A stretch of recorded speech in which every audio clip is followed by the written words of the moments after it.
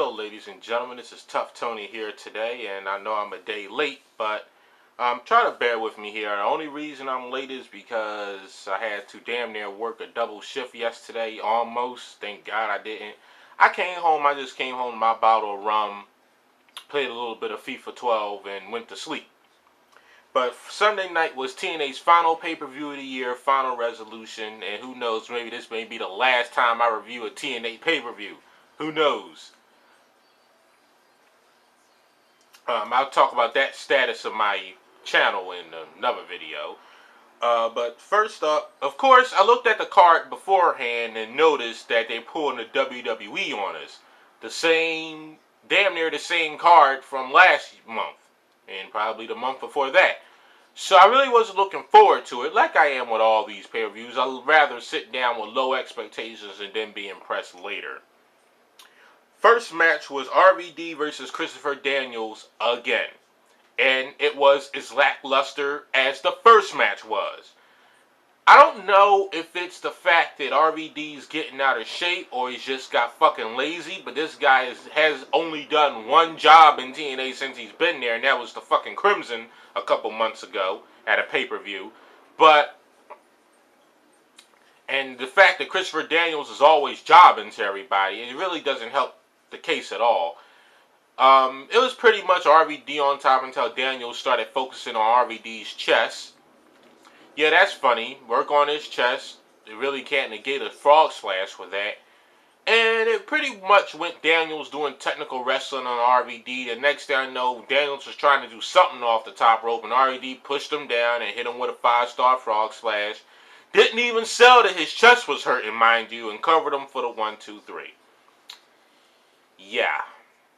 Not off to a good start. Normally TNA pay-per-views start off, but it's funny how they can't even draw money with this guy. You know, and RVD, like I said, I think he's one of the most overrated wrestlers of all time. But I give this match 2.5 out of 5. The next match was the TNA Legends, Global. Television Championship. The Television Championship.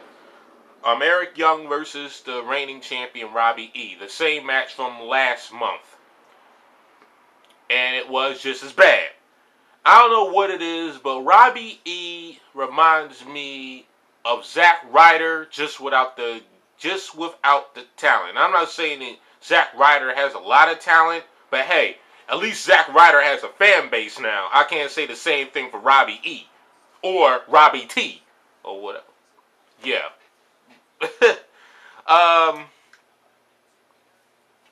This man, Eric Young is just,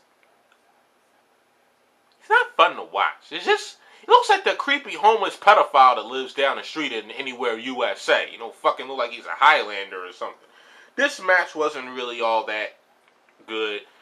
It thought it was going to do a high spot with Eric Young picked up Rob Terry and Robbie E. like for a FU. He got both of them on his shoulders, but of course they both fell down. I don't know if his knees buckled or what. Then he drop kicked Rob Terry, and then Robbie E. caught him with a code breaker like maneuver and basically beat him with a 1, 2, 3 and retained the television title. I noticed that TNA is trying to really put emphasis, I wouldn't say put emphasis on their titles, but they're really, really trying to put more title matches on the TNA pay-per-view. Because what you get on the TNA pay-per-view, shitty matches, over-scripted matches, horribly written matches, and overbooked matches. This match also gets a 2.5 out of 5. Next up, you have Devon and the Pope going up against Crimson and Mac Morgan, the newly crowned TNA World Tag Team Champions. The only thing that was going through my mind was this. Oh my God, I am so happy I don't have to see Hernandez and Aniquia in a fucking title match. I think they are the worst. I think Miz and R-Truth are a better fucking tag team. To tell you the truth, it's fucking horrible. I can't stand them. But this is another thing where TNA's shitty writing really comes full blown here. Because Devon and the Pope, of course, have been tag teaming up for months now. And two guys who basically are the African-American rip-offs of Brother Love. And basically rip-offs of each other. I don't know how to say, man, you realize this motherfucker stealing my gimmick? I thought that's what Devon should have said. But And then, I don't know who did this, but I know Mick Foley doesn't work for him anymore, but it seems it's really Mick Foley-ish to have two guys who haven't jobbed all fucking year.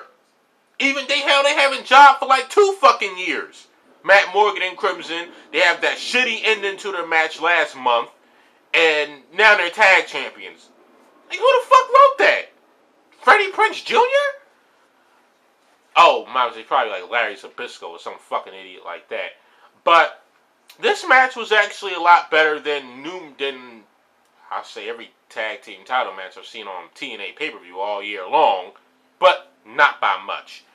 Of course, Crimson and Matt Morgan pretty much dominated the physical aspect of it. They did a lot of good tag team maneuvers. The Pope and Devon, not so much. Not so much. Crimson tried, and they did a lot of suplexing. Elijah Burke, my mistake, the Pope, he did a couple of suplexes. Like I said, I like Crimson style. Matt Morgan is still kind of plain. This match ended on a double choke slam to Brother Devon and for the victory and the retain of the titles. I give this match a 3.5 out of 5. Really wasn't many high spots to name. Just basically tag team-ish. The only thing about this tag team match, the same formula for tag team matches, with the two teams dominate one guy, then he gets a hot tag. There really wasn't much of that going on. It's pretty much straightforward, which is always good. Next up, we had Austin Aries defending the X Division Championship against Kid Cash. Both men damn near old as fuck. This match was actually... It was so-so. It was so-so. I liked it. I was going to give it a 4. Actually, I changed it. This match had a couple high spots, especially Austin Aries. The highest of highest spots was when Austin Aries and him was on the top rope. He was going for a top rope powerbomb, and Aries turned into a Hurricane Rana. That got a holy shit chant out of the crowd. And Austin Aries pulled some Eddie Guerrero out of his pocket. They started going for brass knuckles. Then then the ref got rid of the brass knuckles. He threw the belt to Crimson and turned around like he got hit. The ref, of course, admonished Kid Cash, my mistake. And that just goes to show how everyone's style is so fucking similar. And the ref took the belt, got it out the ring. Austin Aries took the advantage, hit him with a brain buster, and for the victory. Always like Austin Aries' style. I think he should be he should be TNA champion. He really should, because he's a great heel champion in ROH. And one thing about that, like I said, I'll give this match a 3.5 out of 5 before I say my next statement. It's amazing how Eric Bischoff talks down about ECW and independent wrestling, yet everybody on your roster is from fucking ECW and independent wrestling, and you paying them. So, what the fuck does that say about you guys? Oh yeah, I forgot. You hardly even see these fuckers, so that's good. Next up is the Knockouts Championship match, Gail Kim versus Mickie James. Yeah. All through this promo talking about how TNA female wrestling matters. No, it doesn't. It's just as worthless as WWE's female wrestling. And I think it's a time for a rant to do corporate female wrestling too, seeing how they fucking ruined it. They talking about wrestling matters, but yet everyone's around there half naked in lingerie contests, and I hope Karen Angle loses her fucking job. That's like I wish Vicky Guerrero would lose her fucking job. But yeah. I'm not going to say much about this match because it was just a plain old boring match. Mickie James seems like she was getting the better of Gail Kim and Madison Rayne, her tag team partner, and I think half of the tag team champions in the female division, came down, caused a diversion, and Gail Kim did that whole arm wringer, heel to the face finisher that she does, whatever the fuck she calls it. And Gail Kim won off of that. I give that match a 3 out of 5. Because I actually kind of like the match. I usually would rate it a 2, but I'm feeling generous, so I give it a 3. Then we have Kurt Angle versus James Storm. As you see how Kurt Angle was upset about losing the title to Storm, and all that crap. I thought it was going to be like another storyline that went to the wayside in TNA, because you know they're so predictable in doing that.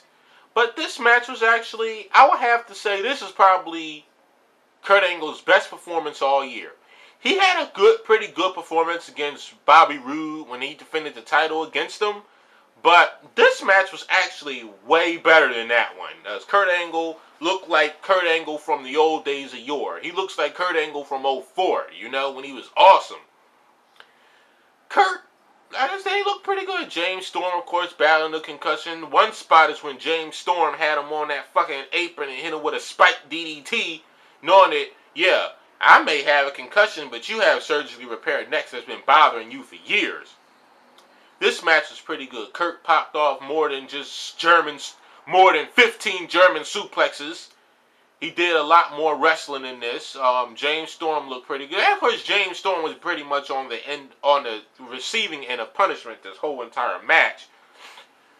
James Storm, it was a lot of... But the thing is, the way it was moving at such of a snail's pace that when James Storm was kicking out after shit he knew he was going to kick out from, it seemed really unenthusiastic the way he kicked out. I don't know if he's trying to sell that he was hurt, but I don't think the fans was eating it up all that well. So, Kurt Angle hit him with an angle slam after James Storm tried to go for that kick or what. I think James Storm, I forget what move he was trying to do, but he countered it into an angle slam. And Kurt Angle went for the cover. He did another unenthusiastic kick out. Then Kurt rolled over to his side like they was both, hurt from the exchange. Then James got up and hit him with that last call super kick for the victory. It was surprised the fuck out of me. So now James Storm is up 2-0 against Kurt Angle. So you know at the next pay-per-view, it's probably going to be like a submission match or something. This is probably Kurt's best performance all year. And it just goes to show you that, yeah, Kurt can still go when he's not wrestling people from the WWE that are also old and suck. And speaking of which, I'm so glad I can watch a pay-per-view without seeing fucking Brother Ray or fucking Scott Steiner and Anderson. Thank fucking God. I mean, Abyss could have some more television time on pay-per-view, but hey. I give this match a 4.5 out of 5. This was actually my highest rated match of the evening. Then we have the cage match. Jeff Hardy versus Jeff Jarrett. Jeff Hardy wins. Somebody gets fired. Sting fires somebody. I think either Jeff or Karen. Hopefully it's Karen. It's probably going to be Jeff for story reasons. Because, of course, or they should both go fucking home. And Jeff Hardy get a shot at the title at the next pay-per-view. And Jeff Jarrett wins. Jeff Hardy's gone. So, of course, that's not going to happen. Because Jeff Hardy just got back. And I'm not even happy to see him. Because he makes me fucking sick. Both of these guys make me sick. I'm not even going to say much about this match. This match was just, and you could expect it from Jeff Hardy and Jeff Jarrett in a cage match. It really wasn't. No redeeming qualities about this match. Both of them are shitty workers. I think Jeff Jarrett is probably a better worker than Hardy, but you'd never be able to tell looking at these two fuckers in the ring. I give that match a 2.5 out of 5. The ending was Karen Angle was trying to give the guitar to Jeff. Sting stopped her. He turned into a twist of fate. Then it got me to thinking of, hey, now we have Jeff Hardy as #1 contender. Now I'm pretty sure, I'm hoping the bookers are not that fucking stupid to take the title off of Roode so easily. Because we'd just be right back to fucking square one all over again. Because that's how TNA is. So yes, I see dark days ahead for TNA's world title picture. Like it wasn't already plagued as already. Then we have the main event, the 30-minute Iron Man match. Bobby Roode or Robert Roode, whatever you want to call him. I'm up here looking at the fucking news. Sorry I keep on looking away, but this is damn college basketball brawl.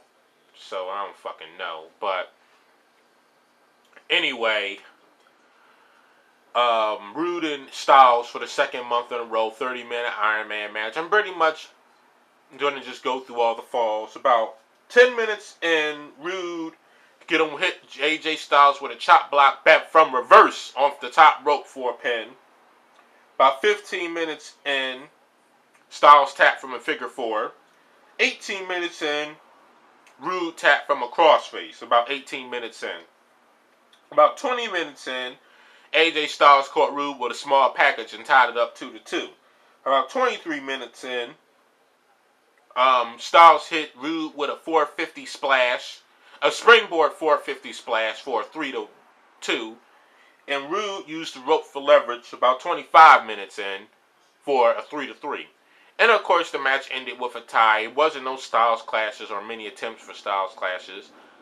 This match was, I thought it was going to be a lot more passion with it. It seemed like it was just out there. So I actually gave this match a 3.5 out of 5. It could have been much better, but you know, I wasn't looking for a 5-star match.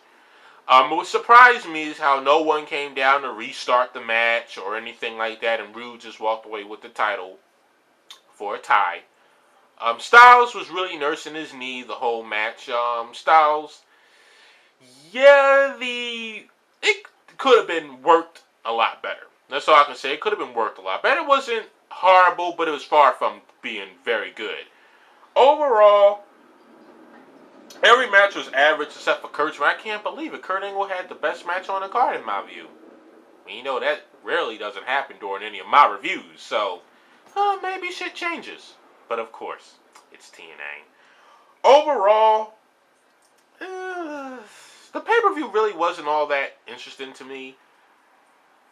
To tell you the truth, it was one of those throwaways. I'd give it a 6.5 out of 10. Or maybe a 7 because I'm nice. But I'll give it a 6.5 out of 10. They could have done a whole lot better as far as the working of the matches, the finishers of the matches, as usual. I'm off on Friday, so I'm probably going to try to do... I want to do a video of John Laurinaitis, because of course, you know that was coming. And I'm going to fucking tear him to fucking smithereens. This is Tough Tony Ant, signing off. Have a nice day.